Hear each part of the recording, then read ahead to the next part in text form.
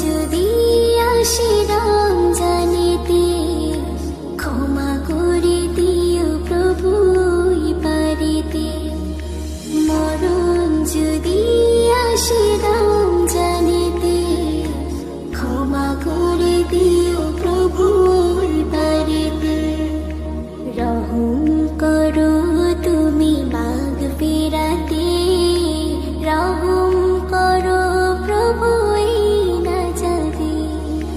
মরণ যদি আসে রমজানেতে, ক্ষমা করে দিও প্রভু পারিতে।